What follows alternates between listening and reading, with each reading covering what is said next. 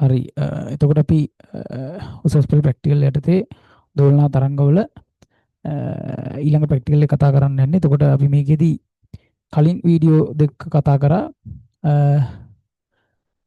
විවෘත කෙලවරක් විවෘත නලයක් භාවිතයෙන් තෝදමිතුගේ සහ නලයක අන්ත ශෝධනයේ සෙවීම කියන ප්‍රැක්ටිකල් එක. එතකොට ඒකෙදි අපි කතා කරේ එක සරසුරක් භාවිතා කරලා කොහොමද අපි ඒ දෙන්න හොයන්නේ කියලා. එතකොට දැන් මේකෙදි එතකොට අපි ඒකෙදි අර ප්‍රස්තාරයක් ඇන්දේ නැහැ. එක අවස්ථාවක් සඳහා පාඩම් කරගෙන අවස්ථා දෙකක් සඳහා පටන් ගත්තා. අනුනාද වෙන වීඩියෝ එක පොඩ්ඩක් බලන්න ගිහිල්ලා අනුනාද වෙන අවස්ථා දෙකක් ගත්තා. ඒකල්ලා ඒ සමීකරණ දෙකක් විසඳලා තමයි අපි ඒකේ අර අන්ත දෝෂය සහ වාත දෝනි ප්‍රයෝගය කියන එක හෙව්වේ. ඒතර ඒකේ ප්‍රස්තාරයක් ඇන්දේ නැහැ. හරි? ඒකේ හේතු මං ඒකෙදි වැදගත් කරුණු යටතේ කතා කරා. හරි? එතකොට මේකෙදි අපි කතා කරන්නේ හොඳට මේකේ අර වෙනස පැහැදිලිව දකින්න නැත්තම් ප්‍රැක්ටිකල් එක පැටලෙන්න ගන්නවා ටික දවසක් යනකොට. මොකද දෙකම එක වගේමයි. වෙනස තියෙන්නේ දැන් මේක ප්‍රස්තාරික ක්‍රමයකින් අඳින්න යන්නේ මේකෙදි මේ සරසුළු කට්ටලයක් භාවිතා කරලා හඳින්නේ. ඒ කියන්නේ අපි ප්‍රස්තාරයක් අඳලා තමයි මේකෙදි හොයන්නේ. හරි? එනවා ප්‍රස්තාරයක් අඳින්නේ නැතුව එක සරසුලක් භාවිතා කරලා කරන්න කියලා කිව්වොත් මේ ප්‍රැක්ටිකල් එක නෙවෙයි. හොඳට මතක තියාගන්න එක. එහෙම වුණොත් කලින් ප්‍රැක්ටිකල් එක. දැන් සරසුල් කට්ටලයක් භාවිතා කරලා කරනවා කියලා කිව්වොත් මේ ප්‍රැක්ටිකල් එක. හරි? එහෙනම් ඒකේ වෙනස හිමිට දෙන්නම එක ළඟ තියලා අධ්‍යයනය කරලා අවබෝධය ගන්න. නැත්තම් මේකේ සිස්ටම් එක ඒකට ලියන්න ගියොත් වැරදි. හරි? මොකද ඒකේ තියෙන එක සරසුලයි. එතකොට වගේ මේ පාර ඉන්න ප්‍රැක්ටිකල් එකට මෙහෙම එක සරසුලක් භාවිතයෙන් මේක හොයන්න ගිහුවොත් පස්සේ මේ සෙට් එකේ දේවල් ලියුමට ඔයාලට ලකුණු හම්බෙන්නේ නැහැ. හරි? ඒකෙන්ද ඒක පිළිබඳව පොඩි අවබෝධයක් ගන්න දෙකම එකට අධ්‍යයනය කළා. හරි. ඒතකොට මේකෙදි මම දැන් මේ ප්‍රැක්ටිකල් එක වෙන හැටි කතා කරනවා. හරි? හරි. එතන මං ගාව තියෙනවා මොකද්ද? කෙලවරක් සංගුත නලයක් ඕන මට තව සරසුල් කට්ටලයක් ඕන මේ වැඩේ සඳහා. හරි? හරි. එතකොට ප්‍රැක්ටිකල් එක අර ඉස්සලා එක වගේමයි සරසුලක් එක සරසුලක් අපි හිතමු. හරි? මෙයාගේ සංඛ්‍යාතය හර්ට් 100යි. මං හිතමු මම සරසුල් සෙට් එකක් දාගන්න. හර්ට්ස් 300යි. මම නිකන් ආසන්නව දාන්නම්. තව එතකොට මේ සරසුලේ සංඛ්‍යාතය අඩුම සරසුල තමයි වැඩිම දිගක් සහිත සරසුල. හරි. ඒතර මම මෙහෙම ඇඳ ගන්නකො 100යි ඊට වඩා මේ සරසුල කොටයි. හරි. යා 300යි ඊට පස්සේ මෙයා 500යි. මම තුන් දෙනෙක් ඇඳ ගන්නකො නිකන්. ඒතර සාමාන්‍යයෙන් අපිට සංඛ්‍යාතයේ වැඩිම සරසුල අඳුන ගන්න පුළුවන් එයා කොටයි. හරි. සංඛ්‍යාතයේ වැඩිම සරසුල කොටයි. කොට මොඩුල් එක. හරි සංඛ්‍යාතයේ වැඩි. ඒතර මෙන්න මේ දිග බාහුව සහිත එක්කෙනා තමයි සංඛ්‍යාතයේ අඩුම එක්කෙනා. හරි? හරි. එකකින් අඳුන ගන්න පුළුවන් දැක්ක ගමන් සරසුල කොහොම සංඛ්‍යාතයේ අඩු වැඩි වෙන පිළිවෙල. හරි? ඒතර මෙහෙම මෙයාගේ බාහුව දිගයි මෙයාගේ ඊට වඩා අඩුයි. මෙයාගේ ඊටත් වඩා අඩුයි. සංඛ්‍යාතයේ වැඩි. හරි? හරි. එතකොට අපි මොකද කරන්නේ? හරි? දැන් අපි දන්නවා මේකෙන් මම එක සරසුලක් අරන් එනවා. හරි? පස්සේ කතා කරමු කොයි සරසුලද ඉස්සල්ලා මේකත් එක්ක අනුවාද කරන්න කියලා. හරි? හරි. මම දැනට මේ සරසුල ගන්නකො 100 හර්ට්ස් එක්කන. හරි. අන්න නැත්නම් මේක ගමුකෝ පළවෙනියටම. මම නිකන් හිතනවා මේක ගන්න. හරි. දැන් හිතන්න එපා ඇයි මේක ගත්තේ කියලා. හේතු පස්සේ පැහැදිලි කරන්න. මේව ගන්නවා. හර්ට්ස් 500යි සරසුල ගන්නවා. සරසුල මොකද කරන්නේ අපි? කම්පන කොට්ටයක ගහලා කම්පණය කරලා කෙනෙල්ලා මෙයාගේ මං කලින් වීඩියෝ එකේ කතා කරා මේ සරසුල තියන්න ඕන තැනක් තියෙනවා. ඒ ඇත්තටම මේ මෙතන තියෙනවනේ නලයක් අපි උඩ පල්ලෙහා කරන්න කියන වාත කඳේ දිග විනාශ කරන්න පුළුවන් විදියට හදාගත්ත අපි ගාව නලයක් තියෙනවා. ඒකට තමයි මේ ජලය ගිල්ලලා තියෙන්නේ. දැන් මේ නලය ඉහළට අරන් යනකොට මොකද කරන්න පුළුවන්? මෙතන තියෙන වාත කඳේ දිග වැඩි කරන්න පුළුවන්. නලය පල්ලෙහාට ගෙනියලා විතර වාත කඳේ දිග අඩු කරගන්න පුළුවන්. නලය තුල ගිල්ලලා. හරි? හරි. ඒතර මොකද කරන්නේ? මෙයාව කම්පණය කරලා ගේනවා. ඒ අතරතුර මොකද කරන්න ඕන? මෙයාගේ දැන් මේක සම්පූර්ණයෙන් ගිල්ලලා තියන්න ඕන. පටන් ගන්න හරි. ආරම්භයේදී අර සම්පූර්ණයෙන් ගිල්ලලයි පටන් ගන්න. ඒකටත් හේතුවක් තියෙනවා. හරි. මම හේතු පස්සේ පැහැදිලි කරන්නම්. හරි. එහෙනම් ඉස්සලා ඉගෙන ගමු ප්‍රැක්ටිකල් එක කරනවා ඉතින්. මෙයා සම්පූර්ණයෙන්ම ගිල්ලනවා. ගිල්ලලා මොකද කරන්නේ? මේ සරසුල කම්පණය කරලා මේකේ හරි මැද අක්ෂයක් තියෙනවනේ. මේ නලයේ මැද අක්ෂයක් තියෙනවා. මේ මැද අක්ෂයට මෙයාගේ එක දෙත්තක් පීඩන විදියට. ඔන්න ඔහොම. හරි? ගැට්ටට ලම්බකව. يعني දැන් අපිට තේරෙනවනේ. මෙහෙම නලයේ තියනවා නම් අපි සරසුල තියන්න ඕන මෙන්න මෙහෙම. හරි? මෙන්න මෙහෙම සරසුල තියෙනවා. මේක අපි නලය නම් මෙන්න මේ විදිහට තමයි තියන්නේ. අර මෙහෙම තියන්නෙත් නැහැ, මෙහෙම තියන්නෙත් නැහැ. අර මෙන්න මෙහෙම දැති දෙක එක දැත්තක් හම්බ වෙන්න ඕන. මෙයාගේ මෙන්න මේකට මෙන්න මේ යන අක්ෂය දිගේ. හරි? එතකොට මේ සරසුල හොඳට මතක තියාගන්න. අර අනිත් පැත්ත හරවන්නේ නැහැ. මෙහෙම හරවන්නේ නැහැ. හරි? මේ දැති දෙක මෙහෙම තියනවා මෙහෙම තියන්නේ නැහැ. මෙන්න මේ පැත්තරයි තියන්නේ. හරි? එතකොට තමයි වැඩිම ක්ෂමතාවය කියන්නේ කාර්යක්ෂමව මෙයාගේ ශක්තිය මෙයාට සම්ප්‍රේෂණය කරන්න පුළුවන්. කියන්නේ අපි අනුනාදයන් මේකෙදි බලාපොරොත්තු වෙන්නේ. අනුනාදයක් කරන්නයි බලාපොරොත්තු වෙන්නේ. එතකොට මේ සරසුලට තියෙන සංඛ්‍යා ශක්තිය අපිට පුළුවන් වෙන්න ඕන මේ වාත කඳට දෙන්න. ඒ ශක්තිය සම්ප්‍රේෂණය අර කාර්යක්ෂම කරගන්න තමයි මේ විදිහ වැඩක් කරන්නේ. හරි? හරි. එතකොට ඒක අවබෝධය තියාගන්න ඒකට හේතුව ඇයි ඇහුවොත් ඔයාලා ලියන්න ඕන. හරි? මම ඒක මෙතන ලියන්නේ නැහැ. වැදගත් කරුණු වල අපි ලියමු. මම අර කලින් එක්කල් ලියලා තිබ්බා. හරි? එතන ආරම්භයේදී කරන්න ඕන මේක මෙහිම ගෙනෙලා තියනවා. තියලා මොකද කරන්න ඕන? මේ නලය ටික ටික උඩට උස්සනවා. අත කඳේ දිග වැඩි කරන්න ඕන. නලය ටික ටික උඩට උස්සනවා. හරි? නලය ටික ටික උඩට උස්සනකොට යම්කිසි මොහොතකදී තීව්‍ර හඬක් එන්න ගන්නවා. ඒ කියන්නේ මේ නලයෙන් තීව්‍ර හඬක් නිකුත් වෙනවා. නිකන් අර අපි පෑන් බටයකට පිම්බම සමහරක් මේ අපි පෑන් බටයකට පිම්බාම පෑන් ක්ලිප් එකකට වගේ පිම්බම අර ලොකු හඬක් ඇහෙනවා. සමහරක් වේගකින් පිම්බම එහෙම වෙන්නේ නැහැ. අන්න ওই සිද්ධිය තමයි මෙතන තියෙන්නේ. කියන්නේ මේ සංඛ්‍යාතයට ගැලපෙන විදිහට මෙතන අනුනාද වුණොත් ඒකේ ලොකු තීව්‍ර හඬක් ඇහෙනවා. අර පෑන් බටයකට පිම්බම අපිට සද්දයක් එන්නේ. අන්න ওই සිස්ටම් එක තමයි තියෙන්නේ. හරි? හරි. එහෙනම් දැන් ඔන්න තීව්‍ර හඬක් එන වෙලාවේදී මේ සරසුලට අදාළව. හරි? මේ සංඛ්‍යාතය අපි හිතමු හර්ට්ස් 500යි. හරි? මේකට අදාළව අනුනාදික තීව්‍ර හඬක් ඇහුණු අනුනාද වෙන දිග මැනගන්නවා. අනුනාද වුණ දිග අපි තුමු මේක යම්කිසියක් කොහොම. ඊට පස්සේ මොකද කරන්නේ? හරි. දැන් ආයෙත් මේක සම්පූර්ණයෙන් ජලයේ ගිල්ලනවා. හරි? මේ පළවෙනි පියවර. ඊට පස්සේ දෙවෙනි පියවර. මොකද කරන්න ඕන? දැන් ආයෙත් මේක සම්පූර්ණයෙන් ජලයේ ගිල්ලනවා. හරි? ජලයේ සම්පූර්ණයෙන් ගිල්ලලා මොකද කරන්නේ? හර්ට්ස් 300ක් කෙනා අරන් එනවා. හරි? හර්ට්ස් 300ක් කෙනා අරන් එනවා. මොකද කරන්නේ? හර්ට්ස් 300ක් කෙනා අරන් ඇවිල්ලා අර වැඩේම කරනවා. විදිහට සරසුල තියෙනවා. ඊට පස්සේ උඩි තීව්‍ර හඬක් ඇහෙන වෙලාවෙදී යාගේ දිගමන ගන්නවා. හරි? දැන් අපි තුමු හර්ට්ස් 300ක් කෙනා කියනවා. එයාට අදාළව අනුනාද වුණු දිග මනලා බලනවා. සාමාන්‍ය අපි නිකන් මේකට අගයක් ගමු සෙන්ටිමීටර් 5යි කියලා. මම දන්නේ නැහැ. හරි? සාමාන්‍ය ප්‍රැක්ටිකල් එක සෙන්ටිමීටර් 5යි ආවේ. හරි? හරි. එහෙනම් මේකට එන දිග සෙන්ටිමීටර් අපි හිතමු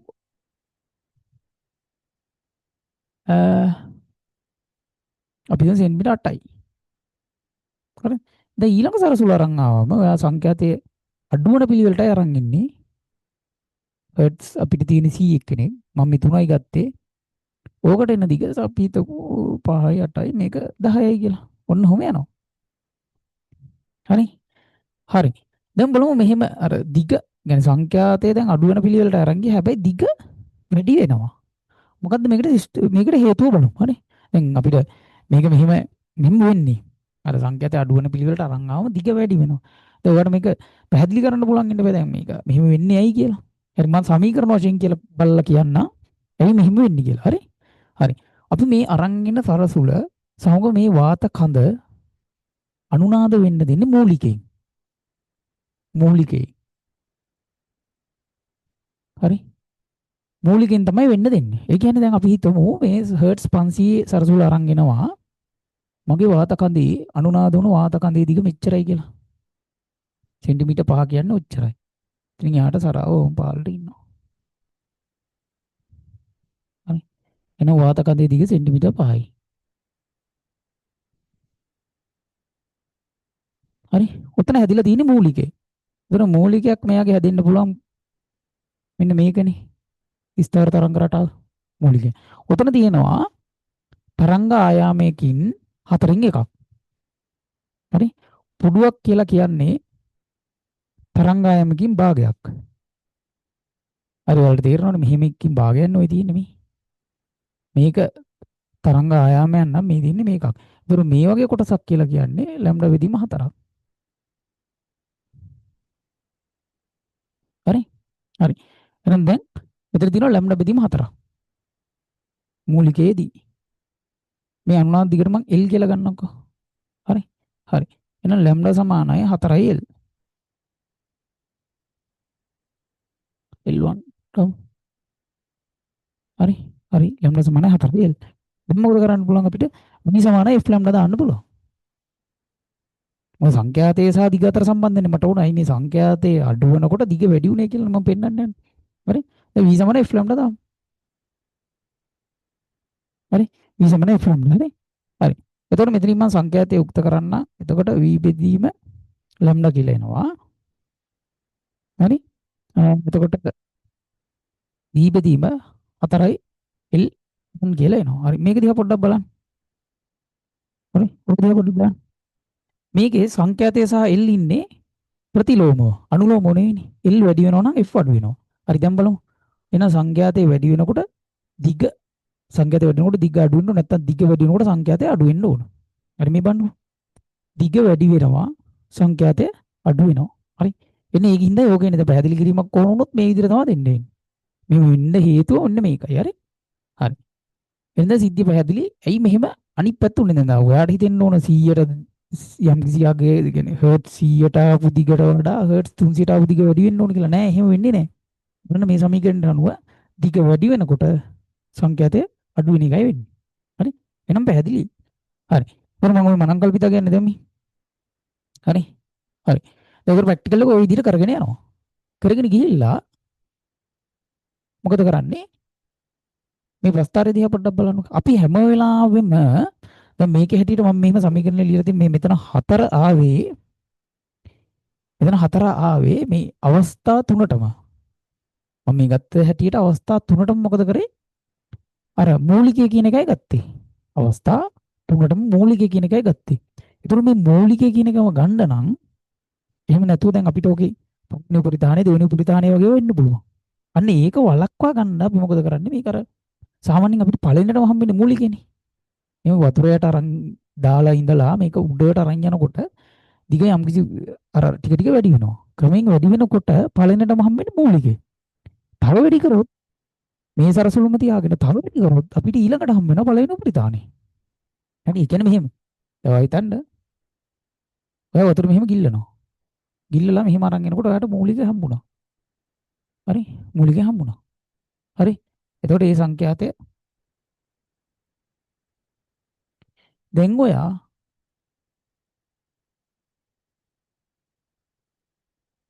මේක තවත් අරන් ගියොත් ඔයාලට මොකද වෙන්නේ? අර පළවෙනි උපරිධානය කියන එක එන්න ගන්නවා. හරි? පළවෙනි උපරිධානය එනවා. දැන් මේක කම්පණය වෙන්නේ හර්ට්ස් 500න් තමයි. මේක කම්පණය වෙන්නේ හර්ට්ස් 500. ඒතකොට ඔයාට හොයාගන්න බෑ දැන් මේ අපි දැන් ඔයා මේක කිසිම හේතුවක් නැතුව මේ නලේ අතරමැද තියලා ඉල්ල කම්පන කරාට පස්සේ මේක වුණා නම් ඔයා හිතන්න මෙතන තියෙන්නේ මූලිකේ නෙමෙයි. දැන් මෙතන තියෙන බලන්නකෝ. මෙතන ලැම්ඩා බෙදීම 4ක් නෙවෙයිනේ. ලැම්ඩා බෙදීම 4 ඒවා මේකේ තියෙනවා 3ක්. මේ 1යි 2යි 3ක් තියෙනවා. ඕක තමයි එල්ලට. දැන් මේකේ නම් හරියනවා ලැම්ඩා බෙදීම 4 සමාන L කියලා ගන්න පුළුවන්. හරි? මොන අවබෝධය තියාගන්න ඕන. අපිට මේ සමීකරණය ව්‍යුත්පන්න කරන්නේ අපි මූලිකයට හින්දා අපි හැම වෙලාවෙම මේ අවස්ථා හැම එකකටම මූලිකය ගන්න ඕන හින්දායි හැම වෙලාවෙම මේ නලේ වතුර යට ඉඳලා දිග අවම අගයක තියලා වැඩි කරගෙන යන්නේ. එහෙම නැතුනොත් අපිට මොකද වෙන්න පුළුවන්? උපරිතාන හම්බෙන්න පුළුවන්. හරි? හරි. ඒ උපරිතාන හම්බුනොත් ගලපෙන්නේ නැහැ නේ. එහෙනම් අපි හැම වෙලාවෙම හැම සරසුවක් සඳහාම මූලිකය ගන්න ඕන. ඒක ඔහොම හම්බෙනවා. ඊළඟට මොකද කරන්නේ? දෙවෙනි සරසුල අරන් ඇවිල්ලා කරාට පස්සේ එයාට දාලාද කියනවා ඔහොම. එයාගෙත් කම්පණය වෙන්නේ මූලිකයෙන්.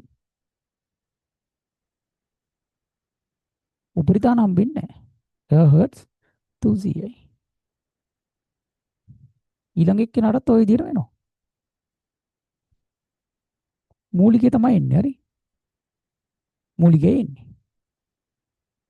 එයා හර්ට්ස් 100යි. හරිද පැහැදිලිද? අනං ඒක තමයි මූලිකයේ අල්ල ගන්නම තමයි අර හැම වෙලාවෙම ප්‍රැක්ටිකල් එක කියන්නේ. මේ සරසුලට කරද්දි උතුරයට සම්පූර්ණයෙන් ගිල්ලලා පටන් ගන්නෙ. මේකට පටන් ගන්නකොටත් ගිල්ලලයි පටන් ගන්නෙ. මේකට ගන්නකොටත් ගිල්ලලයි පටන් ගන්න. හරි. හරි. දැන් මේ සෙට් එකටම අදාළව මූලිකයේ හින්දා මට මේ විදිහට සමීකරණය ව්‍යුත්පන්න කරගන්න පුළුවන්. හරි. දැන් ප්‍රස්තාරයක් අදින්නනේ යන්නේ. හරි. මම මේ මගෙන් දැම්මම මම සරසුල් අර දන්නා සෙට් එක තමයි අරන් ඉන්නේ. හරි. එහෙනම් දැන් මම ප්‍රස්තාරය අදින්න ඕන මොකයි අතරද? මොනවා වෙනස් කරන්නේ මොනවද? ඒකට අඩු වෙනස් වෙන්නේ. අපි දැක්කනේ. අනිවාර්යෙන් මේකෙදි වෙනස් කරන්න තියෙන්නේ සරසුලේ සංඛ්‍යාත. එක එක සරසුල් තමයි මේ වෙලාවේ අරන් ඉන්නේ. මොකද අපි ගාව සරසුල් කට්ටලයක් තියෙනවනේ. එහෙනම් මගේ හරි ස්වායත්ත විචල්්‍ය වෙන්නේ කියන x අක්ෂයට ගන්න ඕන අපි සංඛ්‍යාතේ. හරි. හරි. එතකොට අපි වෙනස් කරන්නේ වෙනස් කරන රාශිය වෙන්නේ සංඛ්‍යාතය. හරි. ඒකට අනුව වෙනස් වෙන්නේ අතන මෙන්න මේක අවබෝධය ගන්න වෙනස් වෙන්නේ දිග කියන එක අනුනාද දිග. හරි. වෙනස් කරන්නේ සංඛ්‍යාතය. හැබැයි මේක බලන්න මේක ස්වයත් විචල්්‍ය මේක පරායත් දැන් අපි වෙනස් කරන රාශිය හෙවත් හරි x අක්ෂයට ගන්න අපි වෙනස් කරන අක්ෂය xy වලට ගන්න මෙහෙමනේ. වෙනස් කරන එක්කෙනා මේකට ගන්නවා. ඒකට අනුව වෙනස් වෙන එක්කෙනා මේකට ගන්න. ඒතර ඔයාලට හිතෙන්න පුළුවන් x අක්ෂයට ගමු අපි සංඛ්‍යාතය y අක්ෂයට ගමු l. හැබැයි නෑ. හරිද? එහෙම අරන් ඔයාලට ප්‍රස්තාරයක් අඳින්න පුළුවන්. මොකක් කරේ ප්‍රස්තාරයක් ඇඳේ. අපි දන්නේ මොකක්ද අඳින්නේ කියලා නේ. මොකක් කරේ ඇඳේ. හැබැයි ප්‍රස්තාරය දිහා බලලා ඔයාලට කිසිම දත්තයක් මෙන්න මේකට අනුව ගන්න බෑ. ඒකට තේරුණානේ මේ රේඛාවට මොකද්ද තියෙන්නේ. අන්තම් කණ්ඩයෙන් අපිට මොකක් හරි දෙයක් ගන්න පුළුවන්ද? අනුක්‍රමණය මොකක් හරි දෙයක් ගන්න පුළුවන්ද කියලා අයිඩියා ගන්න නැහැ. ඒකින්ද අපි ඉස්සල්ලාම මොකද තීරණය කරන්න ඕන? මෙහෙම එකපාරම මේ f සහ l අතර අඳින්නේ නැහැ. අපි යනවා මේ සමීකරණයට. හරි. අපිට තියෙන සමීකරණය මෙයානේ. හරි. හරි මෙන්න මෙයා. හරි. ඔන්නෝම. හරි. සංඛ්‍යාතය මෙන්න මේකයි. ඔන්නෝක. හරි. ඒතර මම මේකේදී අර ආන්ත දෝෂය කියන එක තාම දාලා නැහැ. මම දැන් ඒක ආන්ත දෝෂයත් මේකට එකතු කරන්නම්. මම කලින් වීඩියෝ එකේ කතා කරා මෙහෙම ආන්ත දෝෂය කියලා එකක් තියෙනවා කියලා. ඒ කියන්නේ මම ඒක දැන් මේකට ඇඩ් කරගන්න ඕන මූලික ඇඳින්වීමනේ දුන්නේ. හරි. ඒතර මේකේ මෙතන මූලිකය හැදෙනවා. මම පොඩියට අඳින්නකො ලස්සනට අඳින්න ඕනින්ද. ඒතර මූලිකය ඇඳලා දක්වන්න කිව්වොත් ඔය විදිහට ඇඳලා දක්වන්න පුළුවන්.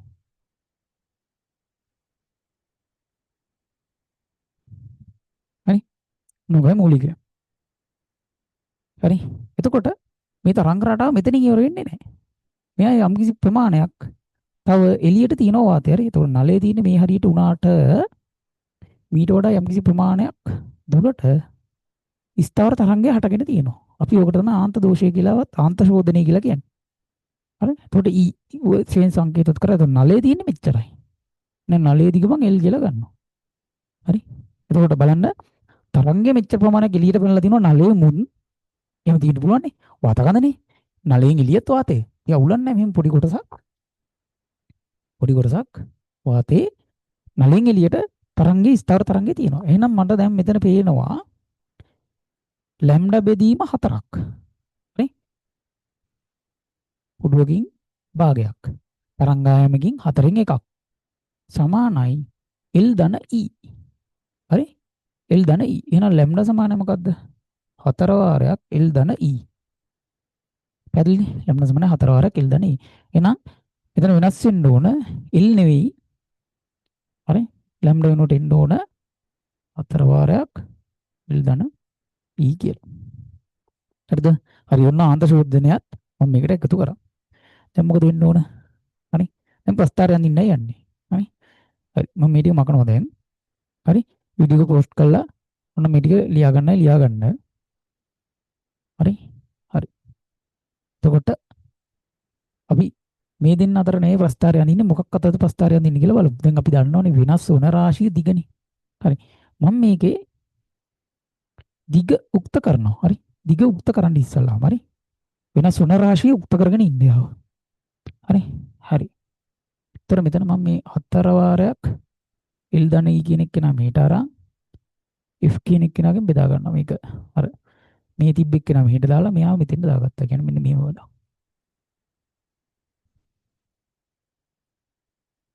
හරි? අන්න වැඩි තමයි කරේ. මේක උඩට යවුවා අර යවෙ දෙන්න ගෙනාවා. හරි හරස් ගුණ කරනවා වගේ වැඩක් තමයි කරේ. හරි නැත්තම් පැටලෙනවා වගේ නම් හරි ඉස්සෙල්ලා මේක හරස් ගුණ කරගන්නකො. F වාරයක් හතර වාරයක් L ධන E සමානයි V. දැන් F එක නා V යටට ගෙනින් දාන්න. හරිනේ. F එක නා V යටට ගෙනින් දාන්න. හරි. දැන් බලමු මෙතන ඔයාලට එනවා මෙන්න මෙහෙම එකක්. ඊට පස්සේ මම මේ හතර එක්කෙනත් එහාට ගෙනින් දාගන්නවා. බෙදන්නේ තියෙන්නේ. ඔන්න ඔහොම එනවා. හරි. දැන් මොකද කරන්නේ? L උක්ත කරන්න එපා. L උක්ත කරද්දි මේක ධන ලකුණ තියෙන නිසා අපිට පුළුවන් යාව එහා පැත්තට අරන් යන්න ඔන්න ඔය විදියට. හරි. ඔය උක්ත කරන එක සම්බන්ධයෙන් නම් ලොකු දේවල් මේ අර A-level සිලබස් එකේදී කතා කරන්නේ නැහැ. ඔයාලා ඒ O-level වලදී ඔය ප්‍රැක්ටිස් කරලා ඉන්නේ. හරි. ඒකෝට අර මම ලොකුවට මේකේ උක්ත කරන එක සම්බන්ධයෙන් කතා කරන්නේ ඔයා L උක්ත කරගන්න කොහොම හරි. හරි. ඒකෝට ඒක කරන විදිය වැදගත් නැහැ. හරි දැන් මේක හරි. L උක්ත වුණා. හරි. මම අඳින්නේ L සහ F අතරනේ අඳින්න යන්නේ. හැබැයි මට L සහ F අතර අනුලෝම සම්බන්ධයක් කොහෙවත් පේන්නේ නැහැ. කියන්නේ දෙන්නම උඩ එන්නේ නැහැ. හරි බේරන මේ ප්‍රස්තාරය මෙන්න මේකේ යටනේ ඉන්නේ. එහෙනම් මට අඳින්න වෙන්නේ L සහ F අතර නෙවෙයි. ප්‍රස්තාරය අඳින්න වෙන්නේ L සහ එකයට F අතර. හරි. L සහ එකයට F අතර. හරි. එහෙනම් මම මේක පොඩ්ඩක් හදා ගන්නවා. L සමානයි V බෙදීම 4 වාරයක් එකයට F ඍණ E. හරිනේ. L සමානයි V බෙදීම 4 වාරයක් එකයට F ඍණ E කියලා ආවා. හරි. දැන් මොකද කරන්න තියෙන්නේ? අපි සොයාගත්ත විචල්්‍ය වෙනස් කරන රාශිය F වුණාට හරි අපි ප්‍රස්ථාරය අඳින්න යන්නේ 1යට F. දැන් සොයාගත්ත විචල්්‍ය මගේ හෙවත් x අක්ෂය විදිහට ගන්න 1යට F. පරායත්ත විචල්්‍ය හෙවත් y අක්ෂය විදිහට ගන්න L. හරි. එහෙනම් ওই විදිහට ප්‍රස්ථාරයේ කණ්ඩාංග ටික අරගෙන සරසුල් එක්ක කම්පණය කරලා අනුවාද දිගවල් අරගෙන මූලිකයට අදාළව ප්‍රස්ථාරය ගහුවම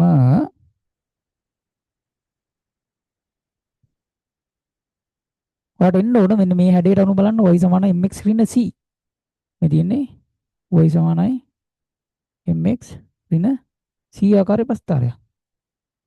හරි. ඒ කියන්නේ මෙන්න මේ වගේ ප්‍රස්ථාරයක් එන්න ඕන. හරි. ඔන්න ඔය විදිහට ප්‍රස්ථාරයක් එන්න ඕන. හරි. හරි කොහොමද දිගවල ඍණ එන්න බෑනේ. දිගවල ඍණ එන්න බෑ. හරි. එහෙනම් ප්‍රස්ථාරය මේ ටික කඩේදී වලින් ඇඳාට සාමාන්‍යයෙන් අපි ප්‍රස්ථාරය දෙන්න ඕන ඔහොම හරි. කණ්ඩාංග ටික මෙතනින් අපි සංඛ්‍යාත දදා මෙහෙම ඇඳාම ඔයාලට මෙන්න මේ ටික විතරයි ඇඳෙන්නේ. ඊට ටික අපි දික් කරනවා. දික් කරාම මෙන්න මේ විදිහට ඍණ අනුක්‍රමණයක් අන්තක්ඛණ්ඩයක් සහිතව කපාගෙන යන ප්‍රස්ථාරයක් එන්න ඕන. හරි. හරි. එහෙනම් බලන්න අන්තක්ඛණ්ඩය හරි. මෙතන අන්තක්ඛණ්ඩය නිසි. හරි. ඒතර අන්තක්ඛණ්ඩයේ ඍණ අගෙන් අන්තක්ඛණ්ඩයේ ඍණ අගෙන් එනවාට එනවා අන්තක්ඛණ්ඩය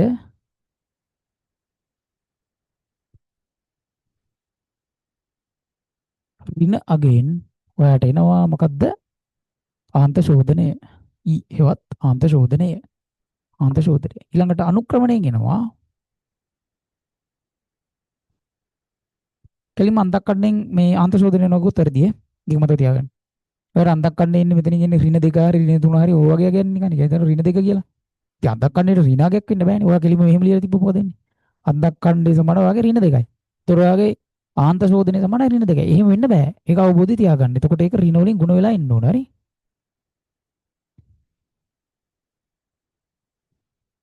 හරි.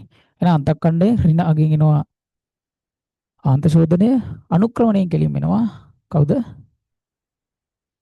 අනුක්‍රමණය සමාන v බෙදීම 4f. එහෙනම් අපිට ඕන v නේ. අපි හොයන්නේ මොනවද? වාතයේ දෝනි ප්‍රවේගය. මෙහෙම ලියන්න එපා. එහෙනම් v හොයාගන්න මොකද කරන්න තියෙන්නේ? අනුක්‍රමණය වැඩි කරන්න ඕන 4f ගේ. මෙන්න මේ දෙකට තමයි ලකුණු හම්බෙන්නේ. හරි. අන්තක්ඛණ්ඩය හොයාගන්නේ කොහොමද? අනුක්‍රමණය හොයාගන්නේ කොහොමද? කොහොම ඔයා පැහැදිලිව දෙන්න ඕන අවසානයේ මෙන්න මෙහෙම. අන්තක්ඛණ්ඩේ ඍණාගෙන් අපිට එනවා අන්ත ශෝධනය අනුක්‍රමණය වාරයක් 4f. හරි. 4f ගෙන් එනවා කවුද? sorry. 4f නෑ නේ. අනුක්‍රමණය සමානයි v බෙදීම 4යි. එහෙනම් මම බලි සංඛ්‍යාත කොහොමද ආවේ කියලා. හරි. එහෙනම් අනුක්‍රමණය 4ෙන් ගුණ වුණාම හරි අනුක්‍රමණය හතරෙන් ගුණ වුණාම මොකද අනුක්‍රමණය කියන්නේ විවිධිම හතරනේ. අනුක්‍රමණය විවිධිම හතර. එන V ගන්න පුළුවන් අනුක්‍රමණය හතරෙන් ගුණ කරලා. හරි. එතකොට ඔය ප්‍රැක්ටිකල් එකේ දැන් ඔයාලට තේරෙනවා ඉතින් මොනවද ඕන උපකරණ කට්ටලේ කියලා මේ ප්‍රැක්ටිකල් දෙකටම ගන්නේ අර කලින් සෙට් එකමයි වෙනස තියෙන්නේ. මේ ප්‍රැක්ටිකල් එකේදී සරසුල් කට්ටලයක් ගන්නවා. කලින් ප්‍රැක්ටිකල් එකේදී එක සරසුලයි ගත්තේ. හරි. හරි. ඒතකොට මේකෙදී හැම වෙලාවෙම මොනවද කරන්නේ මූලිකයත් එක්ක. ඒක හින්දා තමයි මේ අර හතර කතාව ආවේ. හරි. ලැම්ඩා වලට ආවේ මෙහෙමනේ. තිග සමානයි ලැම්ඩා විදිහම 4යි කියලා ඔය ඇවිල්ලා තින්නේ මූලිකයට. හරි පැහැදිලිව තේරුම් ගන්න. වරකේ කරන්නේ මූලිකය සහ පළවෙනි උපරිතාණයක් අතර තමයි ගන්නෙ. මේකෙදි මේ සරසුල් සෙට් එකටම අර එක සරසුල සඳහා මූලික සහ පළවෙනි උපරිතාණය ගත්තා. මේකෙදි සරසුල් සෙට් එකටම මොකද කරේ? මූලික එක ලැම්ඩා විදිහම 4න් තමයි ආදේශ වෙන්නේ. එතකොට මේකේ පස්තරයක් අඳිනවා අරගේ පස්තරයක් අඳේ නැහැ. හරි. මේ අවබෝධය තියාගන්න. හරි. එතකොට මේ ප්‍රැක්ටිකල් සම්බන්ධයෙන් කතා කරන්න තියෙන කරුණු ඔච්චරයි. මේකෙදිත් අපි පොඩ්ඩක් අර උද්දේශ කරුණු විශේෂයෙන් අරකට අමතරව දෙයක් තිබ්බොත් මම මේකෙදි කතා කරනවා ඊළඟ වීඩියෝ එකේ. හරි.